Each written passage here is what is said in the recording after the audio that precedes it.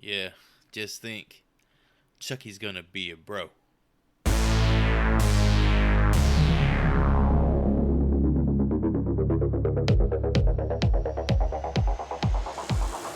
This is the Horror Film School. Take a seat and rip open those trapper keepers. I am Chris, and I'm here with the riveting Ryan Hootie.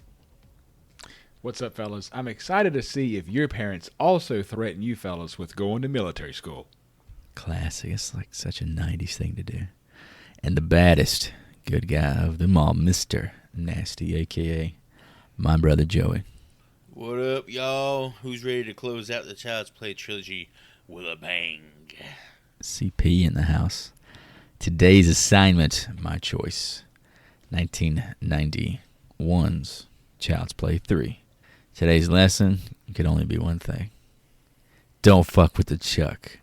Yeah, it's very fitting. So before we hop into it and discuss everybody's favorite little red-headed bastard, what's the largest animal you could beat in hand-to-hand combat?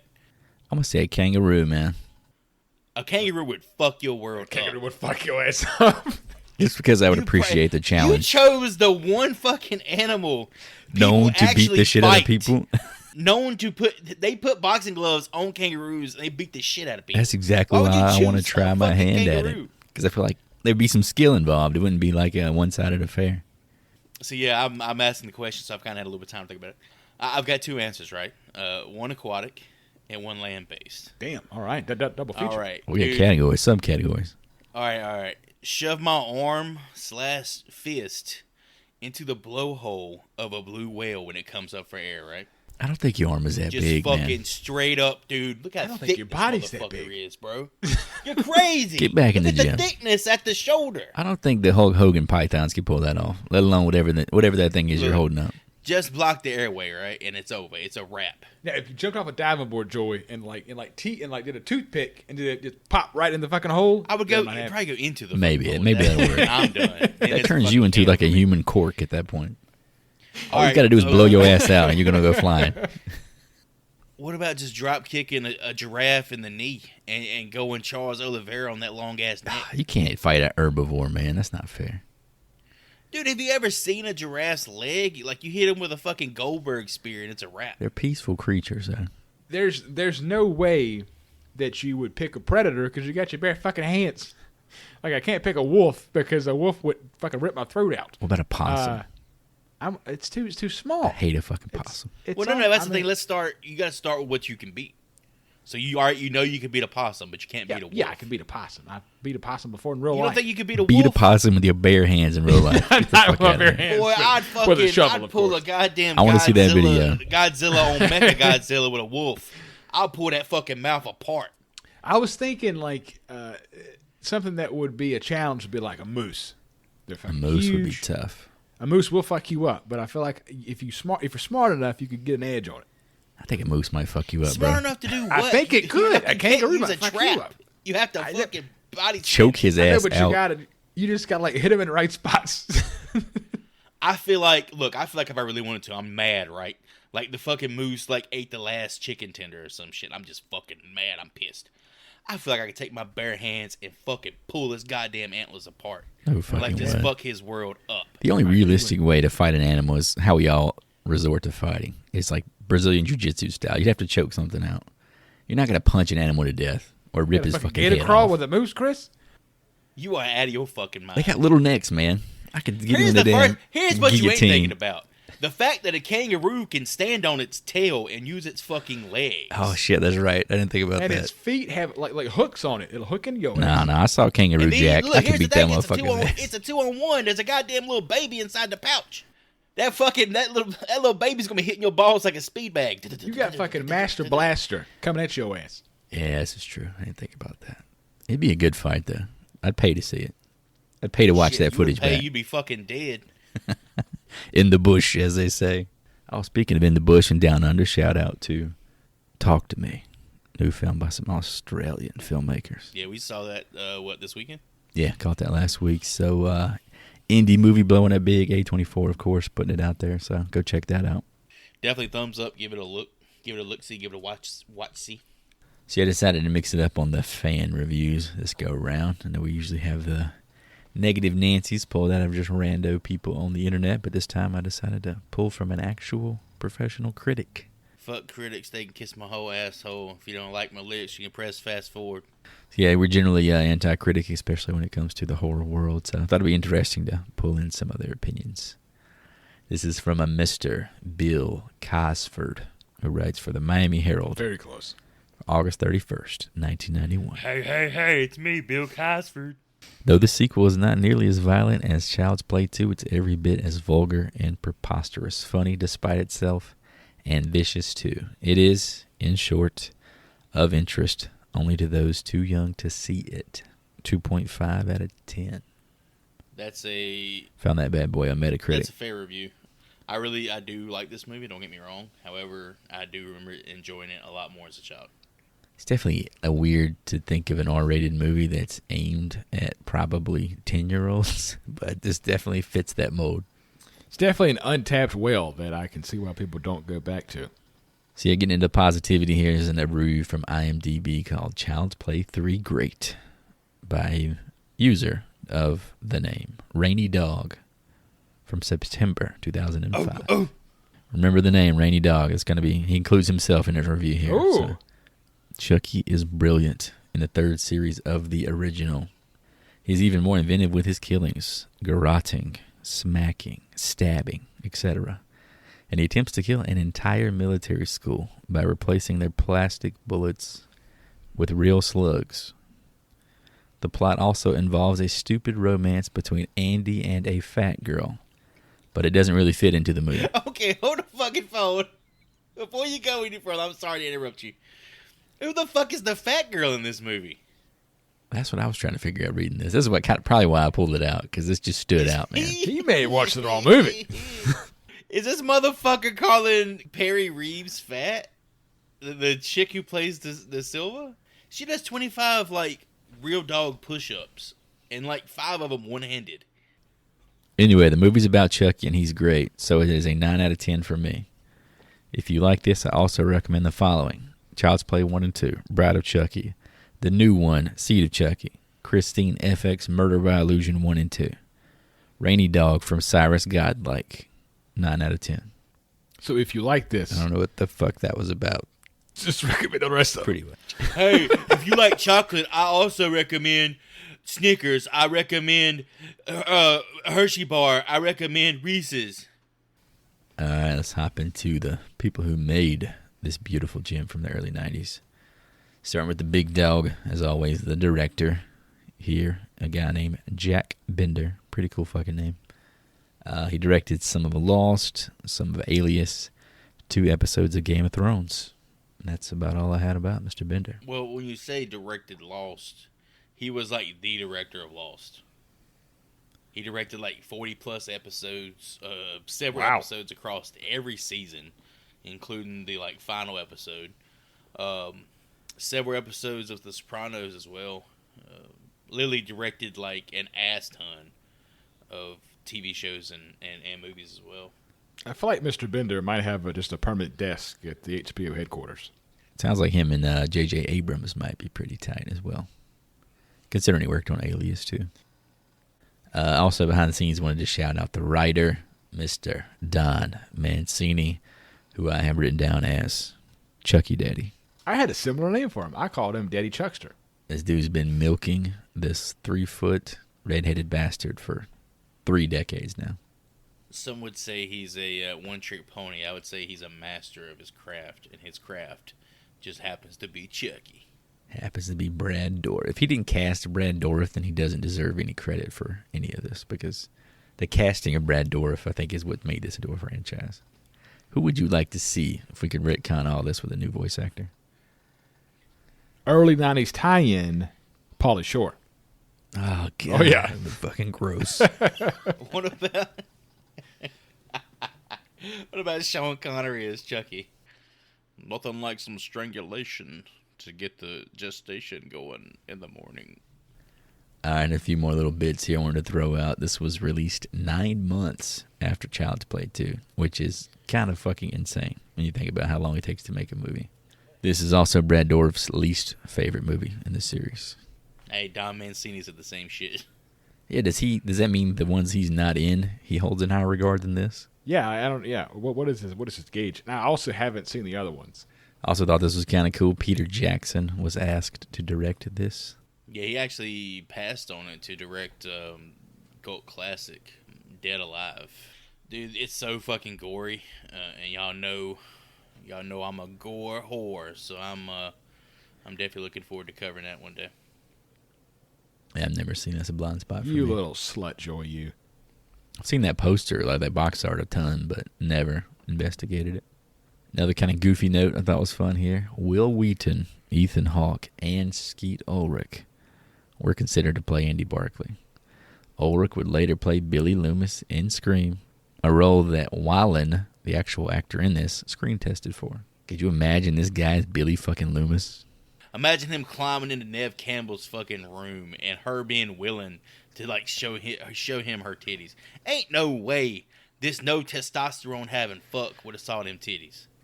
I did a little bit of research to see why these actors were even considered for the role. So Will Wheaton, obviously, Stand By Me, huge movie.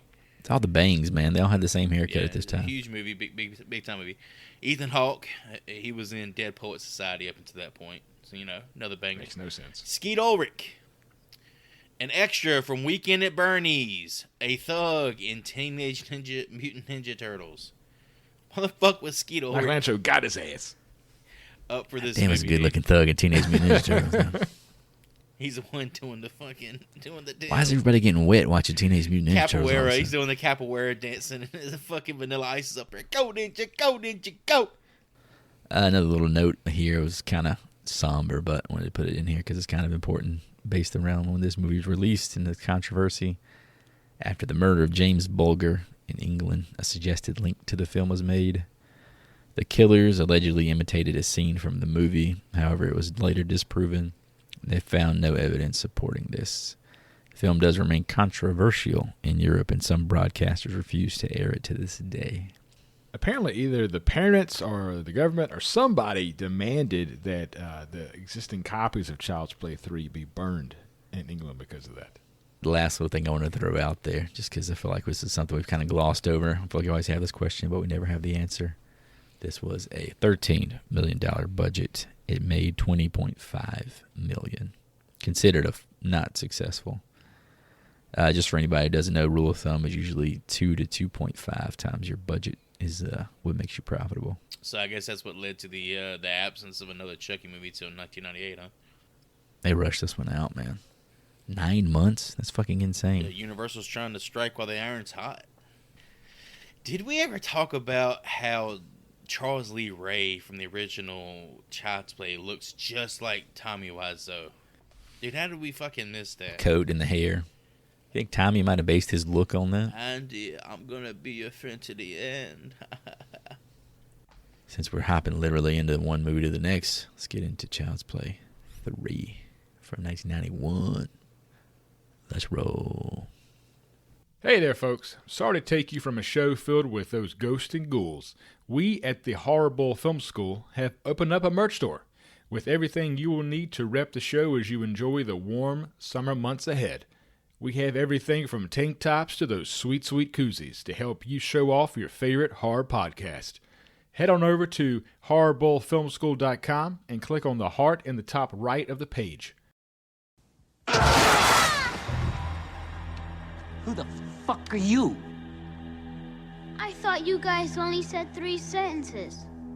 I'm new and improved. I never saw a doll like you before. All right, kid. Fun's over. Where the hell's Andy?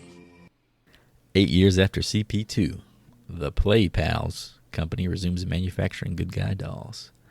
A splash of blood from Chucky's corpse is inadvertently mixed in with the molten plastic, reviving him in a new body.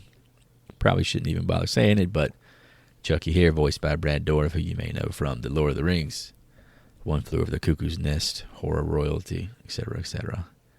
The only new note that I can give about Brad Dourif is he is a native West Virginian. You think they have like fucking monuments to Brad Dourif in West Virginia? I mean, they should. It should be the fucking statues, all kinds of stuff. Brad Dourif Day. They have one of like Brad Dourif holding hands with John Denver. Chucky is given to play pal CEO Mr. Sullivan, who we might remember from Child's Play 2, who he tortures using various toys before strangling him to death. He then uses a computer, I got a big-ass question mark about that, to locate Andy Barclay. I think this proves that this toy company was tracking a child for this long. Well, ever since the kid had his experiences with the alleged murder doll, Andy Barclay has been pretty important to the PlayPal company, right?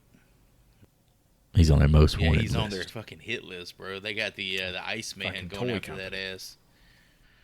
This whole scene, man, as a kid, I always thought it was so fucking metal when that claw stabs into the Chucky abomination and the blood pours out. Like, it doesn't make a lick of sense, but still, it's like fucking brutal. And then the whole Chucky reforming, like the opening scene, like he's the fucking T-1000, man. That's so fucking cool.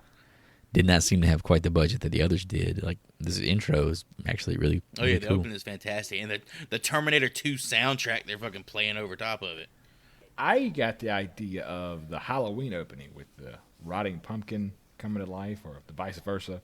Yeah, I could see that. Yeah, I think how they accomplished that was like melting like a plastic mold. Like it's one of those reverse things. Can we talk about how much these fucking executives are chain smoking in this room? There's smoke every fucking where. Yeah, they're definitely like a caricature of a boardroom from a damn 90s toy empire. This is the Toys R Us fucking board that nobody ever saw. A damn fog machine in that boardroom. I think that's pretty indicative too of like the fact that the movie takes place 8 years later, right? And PlayPal Toys is in a bad fucking spot. Like the one toy that sells 2 to 1 of every other fucking toy. You can't make it for 8 years. Andy Barclay has fucked this company right in the ass. If a toy was banned for 8 years, you know how much people would want to buy that motherfucker? Like right Imagine now. the Etch and Sketch, the height of its popularity, banned because you can write the word pussy on it. To quote Mr. Sullivan in the second film, you can shove that idea right up your ass. How did you guys feel about like this scene? Like Chucky feels meaner in this movie to me. Like he's torturing motherfuckers here. Don't fuck with the Chuck. He says it like really It's powerful. Yeah, it's a great intro for Brad to get those lungs stretched out again. Imagine being around somebody named Chuck when this movie came out. They would fucking be saying that shit all the time. I know that you two love the Child's Play movies, and I'm the outsider here. I gotta say, man, the doll looks like shit. Nah. The doll actually looks good in the movie, bro. Y'all were shitting on it during It's the only trailer. It's I only thought it was 9 alright. months from the point of the last one. I think it looks good. Like from the trailer, it didn't, but I think the actual movie itself turned out good. What about the actual penthouse itself, man? As a kid, I always told myself I'd have a penthouse like that, toys everywhere, Filled with toys and shit. cigars, fine Toys and liqueurs, scotch. leather Venetian upholstery, intricately designed tribal rugs. Instead, I live in the house for Barbarian. What the fuck happened? I will say, this is maybe some half-ass research, but y'all were talking shit about the doll. What I read, this is the first in the series to actually use some computer animation to aid the lip sync for the doll. So that might be what's throwing you off a little bit. He does call himself to title later on that he's the updated version, so. It's after he hits Mr. Sullivan with the Duncan Yo-Yo Garrote and hits him with the fucking darts. When he hits him with the darts, it's like he's hitting him with a shovel. Like how like it's hitting him in the back, and he's like going down, like he's hitting the back of the head with a goddamn softball. Yeah, I think the indication is like he hit him in the spine, like that one, in movies he hit them that one spot and they can't walk anymore. Because he's like army crawling after this. I thought he laced the darts or something. So he's still looking to get out of the Chucky body through Andy, right? Yeah, apparently he just can't let that shit go. Like he is aware. Like, during the 90s, there were, like, over 250 million people in the U.S., right? Like, wasn't Obama in Chicago in the early 90s? Yeah, I think he had the little fro then. Why does it have to be Andy? The dude have like a horse cock or something? There's some lore that you're forgetting here. It's the first person he reveals his identity to is the one he has to possess, remember? And guess what? Oh, yeah. This is the last fucking movie that lore exists. Yeah, after this, they kind of trash that because you can't just chase this one kid forever. And then, oh my Andy, how you've grown. So we're gonna find How out. you've grown. Now 16 years old, Andy, played by Justin Whalen, who you may know from that 2000s Dungeons and Dragons that I completely forgot about until I did my research. Dude, the one with the fucking Marlon Wayans? Featuring Marlon Wayans, yes. Ugh. Finds himself at Kent Military School due to difficulties in various foster homes. Colonel Cochran, the school's commandant, urges him to let go of his fantasies about the doll. Andy befriends fellow cadets Harold Aubrey Whitehurst, who is his roommate, as well as 8-year-old Ronald Tyler, who he meets in the chair of master hairstylist Sergeant Botnick, played by our dude Andrew Robinson from Hellraiser. Jesus wept. How fucking cool of a name is that, Sergeant Botnick? Botnick. He sounds like the damn Sonic villain. I think his Robotnik. I think his when he was possessed by Larry, this is the same fucking character. The way he treats hair. Oh, I forgot Larry was playing on his wife the whole time. This dude has got some weird connection with hair, man. It's creepy as hell. I wish I had just an ounce of the passion and erotic enthusiasm for anything that Sergeant Botnick has for cutting hair. Ooh, yes, yes. Ooh, yes. We're seeing some skin now, aren't we? Very sexualized. Yeah, Tyler, I'm feeling it. He keeps calling these kids bald, and they're not fucking bald. They have like just a buzz cut. Every fucking time he says it, man, it makes me feel like worse and worse about myself. Like if he's calling these kids bald, what the fuck would he call me? I would chop off my fucking dick to have the hairline of some of these kids. Later during drills, Andy chubs right up when he spots Kristen De Silva, played by Miss Perry Reeves, who you may know as a wife from Old School and Mrs. Ari Gold from Entourage. However, he chubs down in the face of the sadistic Lieutenant Colonel Brett C. Shelton, played by Travis Fine, who you probably don't know, but he has one of those faces. He was in Girl Interrupted and Tomcats. Shout out to old Jerry O'Connell. That's Lieutenant Colonel Shelton, you asshole. God, I love this fucking guy. He kills in this movie. Like, I don't know if he's a good actor, but he is perfect in this fucking role. He is really, really good as a character you like to hate. And that fucking asshole face. We did skip over Colonel Cochran, played by Dakin Matthews. He was a part of a television show that I watched a lot as a child that makes me the peak redneck of this podcast. It is the Jeff Foxworthy Show. Oh, God. I love how you guys. Here's your sign. I love how you guys keep calling him Colonel Cochran. I called him like Colonel Cochran the entire fucking movie. Like anytime I heard somebody say his name, I just thought it's Cochran, dude. I see joy in like a military porno spoof. Colonel Cochran is here. What'd you guys think about Tyler, man? Loving that fucking commercial during that haircut scene. Wow, They use a lot of slow-mo in this movie. That's a callback to the original. Andy has the same reaction. But Andy was like 5 at the time. This kid is like old enough not to react like that in public when he sees a fucking commercial. Well, here's the thing with him. We're going to come to learn that his character is a little bit deeper than what he appears. His dad is like a lifer, like a military lifer. He's active military, yeah. But yeah, I guess he kind of sees like the possibility of having a good guy doll as like companionship. That he doesn't. He has get like a from his Game father. Gear, though. He has like the coolest fucking console you could Yeah, have. bro, at the why time. the fuck are they So letting him play fucking a cool. Game Gear in the goddamn military academy? I think it was fucking sick, This bro. dude is You never get to privileged. see what's on it, but you know it's badass. That was like the coolest console at the time. It was either, I think it was an Atari Lynx, which is kind of like a Game Gear. I think the Game Gear was the cooler version of that. I just remember like motherfuckers playing Sonic in public. First It of all, was the fucking Game Boy is insane. way cooler because you can actually see the screen. The Game Gear, you couldn't. I know, see but it was fucking- the size of the Game Gear. It was like a It's like a damn a PSP. novelty or something. It's like you're walking around holding a fucking pizza box. You know, back then we didn't know that we wanted everything smaller. That's what I tell myself every night I look in the mirror. Lieutenant Colonel Shelton, sir. I feel like I said that one good time. Just love that fucking character, man. I don't know what it is about him. I also had a question here. Can you do 25 push-ups? Dude, I used to do a lot of fucking push-ups, like back in the day, and then I stopped caring. Tyler is asked to deliver a package to Andy's room. Tyler realizes that the package contains a good guy doll and takes it down to the cellar to open it up. Yeah, all right. First of all, the way he discovers that there is a good guy doll inside, the motherfucker handles the package like he works for Amazon. I also had that exact same note. Tyler is the worst Amazon driver of all time. Dude, he is like fucking. He is Scooby doing fucking Ace Oh, Ventura, excuse Pet me. Detective, Bang, bang, and shit. Motherfuckers elbow him in the hallway and shit. Watch out, kid. You two were quick to make fun of Tyler, sweet little innocent Tyler. How the fuck did Chucky put himself in a box, wrap himself up, put a postage stamp on it, and put his ass in the mail all by himself?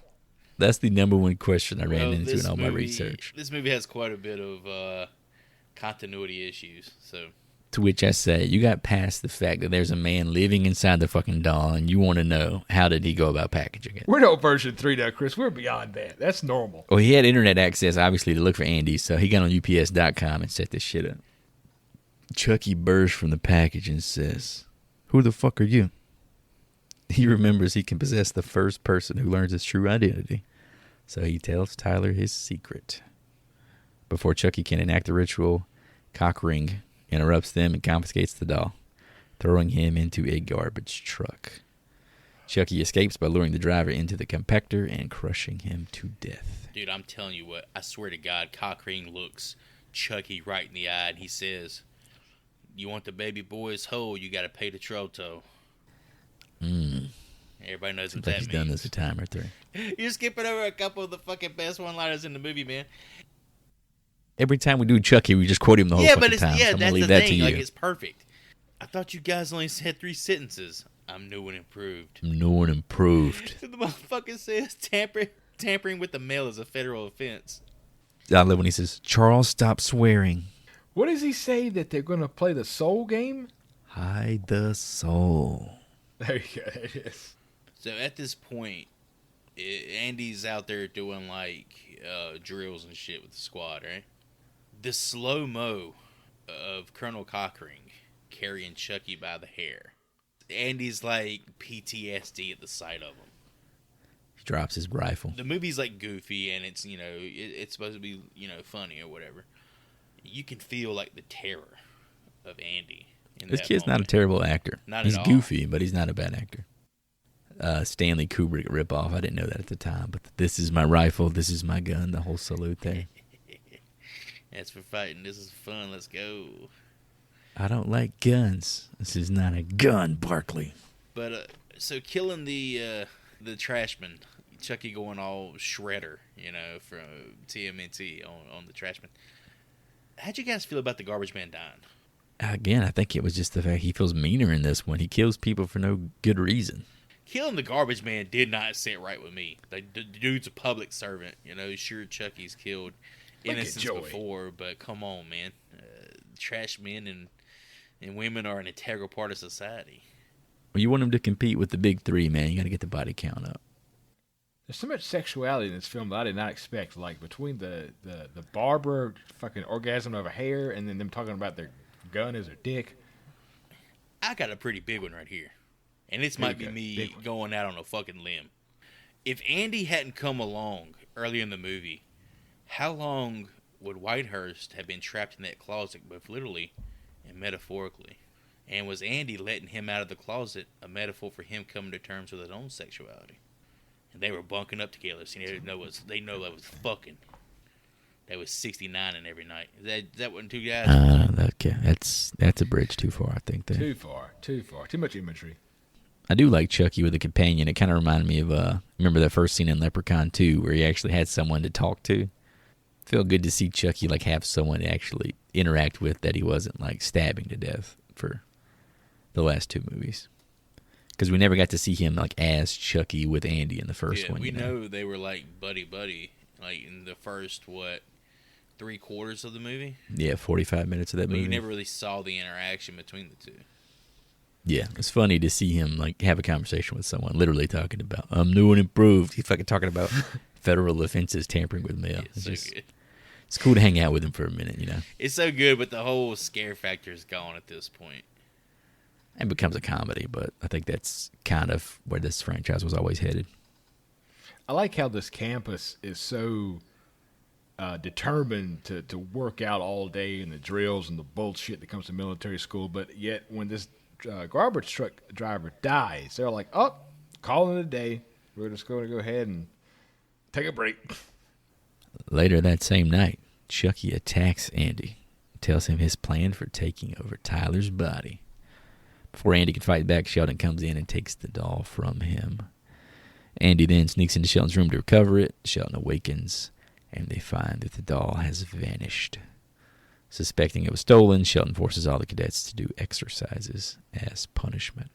How y'all feel about Andy getting that motherfucking Wolverine meets Colonel Guile haircut? Boy, that shit was sharp, wasn't it? This is another instance of this barber not making somebody bald, yet saying that they're bald. His hair was super long. He's definitely trying to convince He the had like audience 3 inches of hair. that this is as short as his hair will go. Any closer than that, and I'm cutting the brainstem. I can't fucking do it any shorter, bro. Fucking spiky. And here you kind of get one of the lines I remembered. I think we quoted it during the trailer. Just think, Chucky's gonna be a bro. Which Joy informed me is has been removed from some TV broadcasts now. Oh yeah, doesn't meet the political correctness of the 21st they century. Do not have that in the in the television version. They edited for TV. What does he say? Cuts. Nothing that I would think is controversial, but then again, I don't think a lot's controversial. In the TV version, what does he say that he's going to be? Oh, I don't know. Probably just cut it. Okay. I know it's not the same dialogue, but Chucky's got to go. Speaking of some underacting, I mean we've seen it from Tyler throughout. Here's some from Alex Vincent's replacement, Justin Wallen. When Chucky goes hostile on Andy and cuts his Achilles tendon with the fucking buck knife, no fucking reaction at all. He literally just falls forward, right? Chucky attempts to possess Tyler again, but they are interrupted by De Silva and fellow cadet Ivers. Later the same night, a knife-wielding Chucky surprises Cockring, unintentionally shocking him into a fatal heart attack. The next morning, Andy tries to convince Tyler that Chucky is evil, but Tyler does not believe him. Meanwhile, Chucky kills the camp barber Sergeant Botnick by slashing his throat with a straight motherfucking razor. When Botnick attempts to cut his hair, Whitehurst witnesses this and flees. So Robotnik, is it Robotnik? Robotnik. What the fuck's his name? It's Botnick, man. All right, Botnick. He's got his own one-liner. He likes to say, "Presto, you're bald." You're bald. Chucky slashes his throat, a la fucking Sweeney Todd, and hits him with a "Presto, you're dead." You're dead. As he's sitting there like bleeding out and shit, it's definitely you. Yeah, it's fucking super corny. He hits people with one-liners and lists like it's fucking uppercuts. He's like it's literally like a comedian. Like he has an act that he's doing for this whole movie. In Child's Play 2, he's hitting them with jabs, right? Bop, bop, bop, bop. In this movie, it's fucking uppercut after uppercut after uppercut. The person I feel bad for is Whitehurst, who before this happened was getting a haircut by a Botnick and literally was being called like the worst piece of shit on the planet by this dude. You are a filthy fucking maggot. He comes back to see him dead with a fucking talking doll holding a knife. First of all, you should feel bad with Whitehurst anyway, because the motherfucker looks like a living version of the goddamn Potato Head. Mr. Potato Head with them glasses and them fucking ears and that nose. I loved when Chucky's looking for Tyler, he says, "Charles, come and find me." How creepy was that shit? Chucky says, "God damn it." He knows. Picked the wrong fucking kid. Tyler just needs a companion. He sees Chucky as a worthwhile replacement for his father, for a friend, even though he's walking around with a knife the entire time. And then when old dude dies with a heart attack, he goes, "You gotta be fucking kidding me." That the was fucking awesome. face he makes when he pops around the corner with that big ass Bowie knife and the lipstick all over his face. You know when people do like on Halloween, they have like on their porch, like you step on a button and something jumps I'd out. shit my pants. This version of Chucky with that face would be great Dude, for that. I might have a fucking heart attack. I can't hate to keep harping on it, but I thought that the Rambo knife looked pretty damn fake.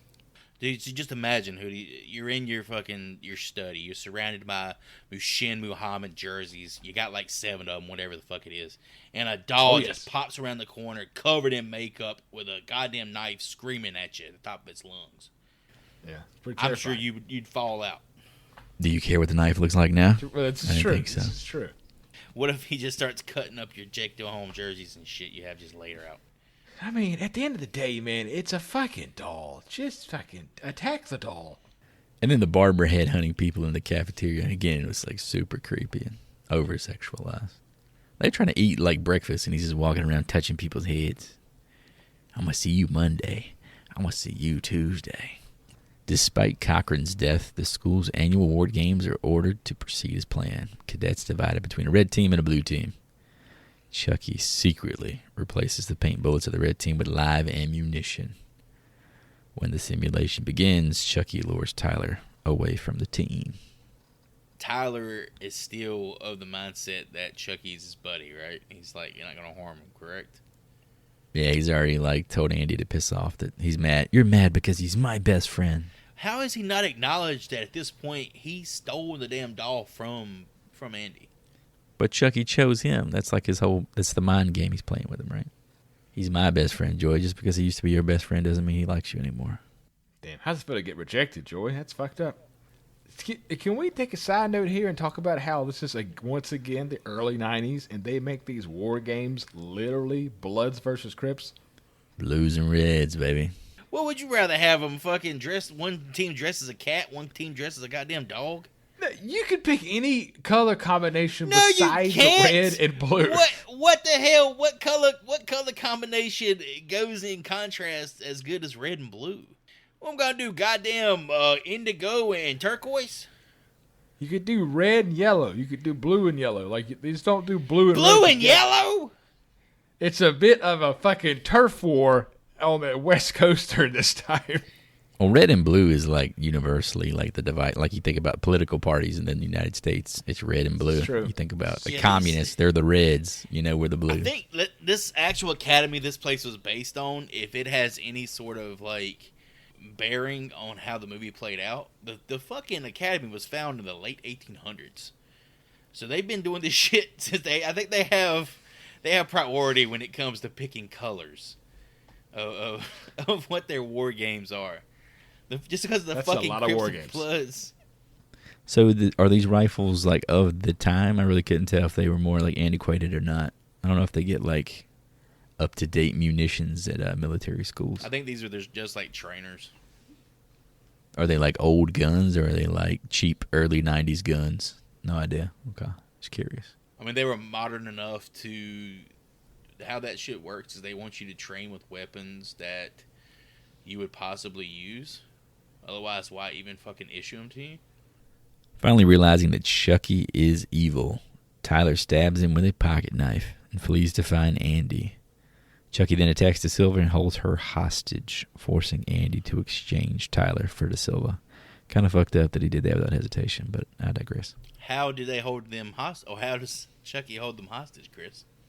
He settles into an abandoned Jeep With a fucking hand grenade.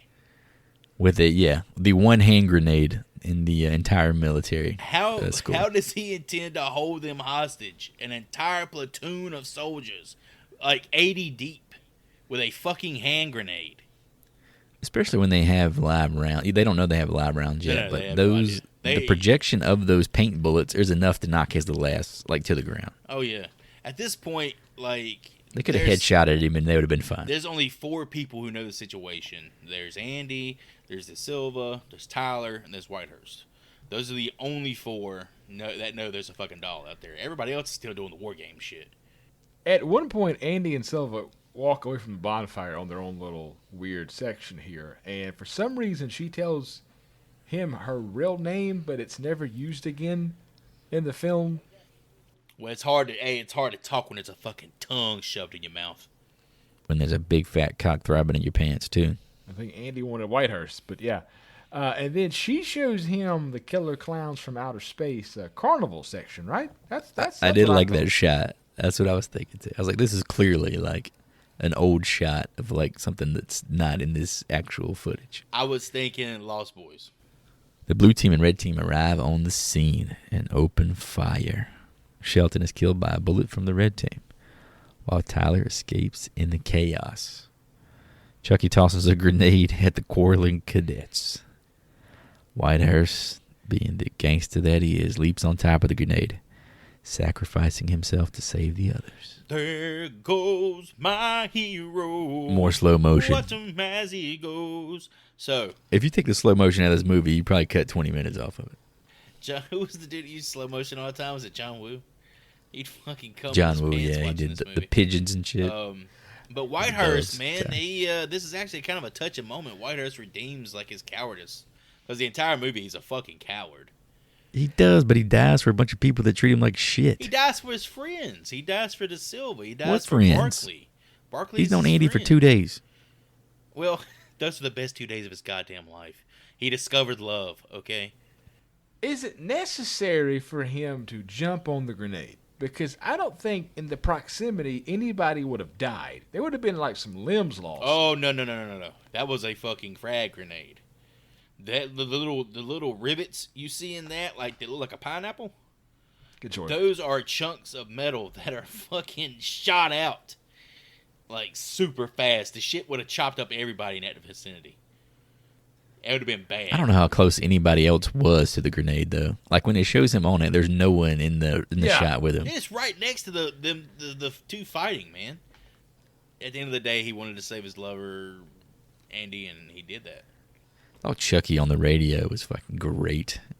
Red team, come in, red team. We're over here by the blue Jeep. We got a sighting on the blue team, over. Those motherfuckers immediately responded to him. Like, there's no way that they would determine that voice belongs to someone at this fucking military school. This is obviously a 40-year-old man.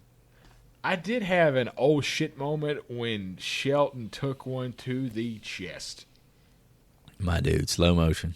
Went out like a G. Then the red team didn't give a fuck and just kept on shooting. It took a minute for them to realize those were live rounds. Like, way too long for people who were supposedly trained for this. How it worked out in his favor is the red paint, I guess, looked like blood. No, dog. The way his body reacted. Well, no, he's just That was he's death. that dedicated to his craft, you know. Chucky manages to kill a security guard and kidnap Tyler. Andy and De Silva pursue Chucky and Tyler into a haunted house-themed roller coaster called the Devil's Lair. Chucky shoots De Silva in the leg. She tells Andy to go ahead and face him alone. The security guard finds Chucky like 5 seconds after he actually heads down there. That's super weird. I like this scene, though. He's like, I got something that'll cheer you up. Tyler's trying to explain like why he's so worked up and why he's so upset to the security guard about his friend Charles. My little buddy Charles is trying to kill me. The guard is hell bent. He's fucking adamant that Chucky didn't mean to be mean to Tyler. Like he just sounds like he had a bad day. yeah, he's trying to too damn like talk the guy off the ledge. But yeah, the Devil's Lair ride, man, that shit was so cool. Yeah, from what I hear, I don't know, some more half-ass research, but I guess Universal included that, or they include that in their, like, I forget what the name of the horror event that they do every Halloween year. Horror Nights. But essentially, yeah, it's like a ride with Chucky you can do there. I think that's Still pretty to this fucking dope. day? It was in the 90s. I don't know if it's still there Oh now. man, that's awesome. I know that there's no rules apply to this film. I understand, but what security guard of an amusement park carries a revolver? You never know, man. The fucking Devil's Lair gets wild. Oh, he had Apparently, shit. Yeah, he had a backup too. He had a backup Beretta in a fucking drawer. See, he was dual wielding.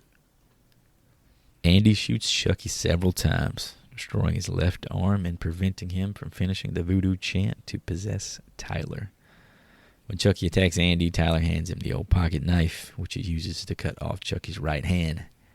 Andy then throws Chucky down into a gigantic metal fan that's in the middle of this fucking child's ride for some reason, shredding him to pieces. Afterwards, Andy is taken away by the police for questioning, while De Silva is rushed to the hospital. I do love, this is one of my favorite parts in the whole franchise. The sickle to the face is fucking the fucking great. scythe that comes down, dude. It just takes half his face off. It looks so cool. It makes no fucking sense for that to be in a child's ride again. I don't know whether the opening of the movie is the most memorable part for me or this. Like, so you mean to tell me the fucking scythe on the ride was an actual scythe, and at any point could have lopped any one of the riders' face off? I was shocked that the ride was still operating during all this. It never shut down. People kept going through, laughing their asses off. Yeah, people are literally like, they're riding over top of these people who are laying on the tracks and shit. Yeah, Tyler's like hiding inside of like the little pop-out ghost dude's little cavern there. Great. And then him riding up, Chucky kicking the feet while he's riding the like pterodactyl up to the damn volcano or whatever. Fuck, it that was thing is so banging, cool, dude. Like the back I love the creature, feet kicking, man. badass, I just want to watch clips of that shit. It's like watching Steven Seagal run on YouTube. I can watch that shit all day. But yeah, Chucky, when he hit the fan too, he also exploded. Like, did he have a stick of dynamite up his ass? Like, where the fuck did the explosion come from? This is like some Jaws type shit. It's a dangerous ass carnival ride, man. There's a fucking, how big was that fan? How sharp are those blades? Dude, this is a dangerous place in general. Did you see at the end of the fucking movie, the carnival grounds are so fucking messy. There's trash everywhere. It's a comically absurd amount of trash. It looks like fucking El Salvador out there. But yeah, the fan is fucking brutal. But it creates the iconic, like the stitched look, like the modern Chucky look is because of this movie. And I think that's, you can't really understate that. There's two versions of Chucky. There's before this movie and after this movie. That was a note I had here at the end of the film, was I did not realize the first three films he had a clean, for the most part, body until the end. Yeah, he was legit like a doll you would find at a store. Here's another interesting note I found. He always loses his right hand in these movies before he dies. I don't know if you guys noticed this. In the original Child's Play, Andy's mom shoots it off. In Child's Play 2, he tears it off to escape from the bar when he gets his hand. And in this movie, Andy cuts it off with a knife. Huge fans of either Star Wars or Evil Dead. All right, boys. Chucky is in pieces. Can't wait to see him again. I might be the only one who's looking forward to it, but this franchise is one of a kind. What kind of memorabilia you guys want to bring home from Child's Play 3? We didn't talk about it all that much. However, the Devil Bat from the Devil's Lair Carnival ride that Tyler rides up the Skull Mountain. Dude, I'd plant that motherfucker right above my bed. That thing is sick. It looks heavy though. If those cables broke, it'd be bye-bye, Joe. No, I'll fucking we'll get that. We'll put it on the foundation. That shit won't move ever. I had to sell it with the house. See it on your local newspaper. Local man dies by Chucky prop. Or it'd be like a sex swing, but instead I'm just riding a goddamn bat. I really wanted to pick that Sega Game Gear because that's, to me, one of the most badass pieces of video game history, but I digress. I'm not going to pick it. Give me that red yo-yo, just to have that around the office, to know that somebody died by the hands of a fucking yo-yo. It's pretty cool. Just to know I could choke anybody out at any point today. It's basically a yo-yo that has to have piano wire for the actual string. I'm gonna go with Chucky's Bowie knife, even though Hootie shit on it. It's huge. It's something he actually puts to use without it getting it bloody. So give me that knife. All right, boys, get out the grade books. Get out those big fat red pens and mark down some grades for Mr. Bender's entry into the Child's Play franchise. Child's Play 3 is one of the first horror films I remember seeing as a kid. Especially that opening credit scene with the plastic and the blood that has stuck with me since the early 90s. CP3 has some of the best one-liners in the series. The puppeteering is great once again, as is the legend Brad Dourif. Chucky is still in fine form, albeit slightly toned down. The military academy is an admittedly polarizing setting. You either love it or you hate it, but personally I enjoyed it enough. It's a departure from your typical horror locales. The practical effect in the final act of Chucky's face being sheared off and the meaty wound underneath it just looks so badass, man. The set pieces in the Devil's Lair Carnival ride, specifically Skull Mountain, that stuff is fucking dope. The image of Chucky on top of it, chanting and eventually falling, flailing handless into the industrial fan below, that's been etched into my mind for the last 30 years. However, there are some issues. The movie was unfortunately rushed due to pressure from Universal, and it shows the second lead, I called him fucking Lucas for some reason. The second lead, Tyler, is underdeveloped. There's some major continuity issues, like Chucky is teleporting all around like fucking Nightcrawler. But my biggest gripe, we've chased Andy for 3 movies. Everything this movie brings to the table in terms of Chucky's personality was realized in Child's Play 2. And while more Chucky is never a bad thing, some innovation with the franchise would have been nice at this point, which is what makes Bride of Chucky so beloved among the series fans. It's refreshing. I mean, it's kind of redundant at this point in the franchise, derivative even. Just give me something new, give me something fresh, anything to give the movie more of a standalone identity instead of what essentially is a stale Child's Play 2.1 8 years later. Regardless, it's still a fun time and fitting, albeit unsatisfying end to the Barkley arc for now. Sadly, gotta give my guy the Chuckster and Child's Play 3 a C. You really can't keep a good guy down. Right, 1993's Child's Play 3 is by far the worst in the entire series that I have had the pleasure to watch so far. With that being said, I've not watched all the Chucky films, but I would imagine they at least have to look better than the Chucky doll in this film. From the beginning, the atmosphere of the set just felt cheap, and once you see the doll, it was fully solidified that budgets were cut, in my opinion. Usually this is where I would call out at least a few actors showing some chops. However, in Child's Play 3, those chops were never established by any of these actors. Tyler was a cute and friendly kid, but that doesn't make him a good actor, sadly. This was rough for me, boys. I give Child's Play 3 a D. We need to get back to the drawing board with this franchise. Objectively, I'm sure this is not a good movie, and if I had the ability to call it that, I would. But for me, nostalgia, which is so rare for me to actually fall into, is just right in the Goldilocks zone here. It's like slipping back into a childhood comforter. I loved every cozy bit of it.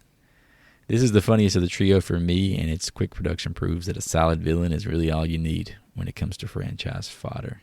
It's a happy revisit and a bittersweet reminder of simpler times and simpler pleasures. Chucky's batting average holds out for me. I mark this bad boy with a B for Mr. Bender's entry in the Child's Play franchise. All right, boys, let's recap these fan score guesses from Rotten Tomatoes. I was not up for this as it was my choice. So let's start with the low man. Mr. Hootie thought this would sit at a pretty little 19 on Rotten Tomatoes. Joseph himself said a 25, and the scoreboard says 38. That's much higher than I thought it would be. Of the big 3, of the original 3, I think this is almost universally considered like the worst one. But with that being said, looks like we're going to the drawing board. Boys, it's time for a random film. Let's see it. I'm ready for it. It's been a while.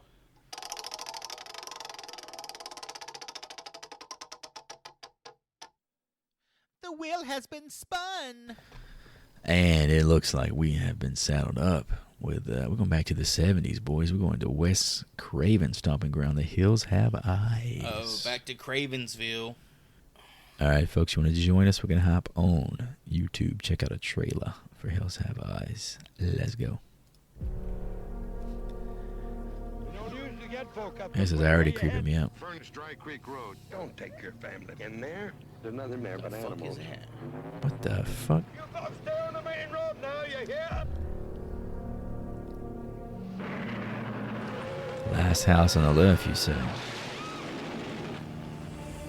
That was the most anticlimactic car crash I've ever seen. The goddamn axle snapped. He said that damn axle snapped. They hit a sage bush.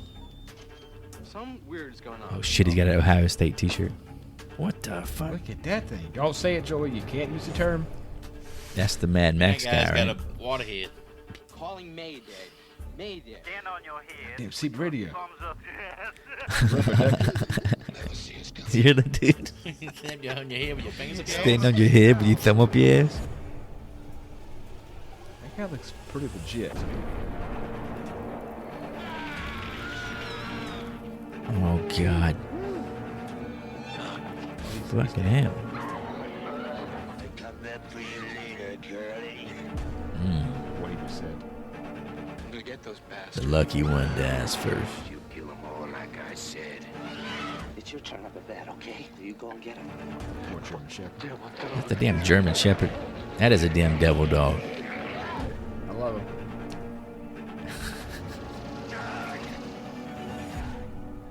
Shit, baby, that's in 4K That now. looks fucking raw, man. So between you two, where do you think that bad boy sits at on the tomato meter for the audience? I'm gonna hit it with a fat dick 69.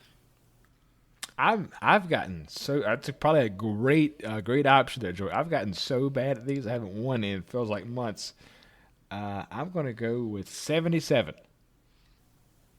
Alrighty, folks. Thank you for listening. Check out the website, horriblefilmschool.com. You can find links to all those podcast platforms, our social media, the store. Hit up that heart, buy some cool stuff.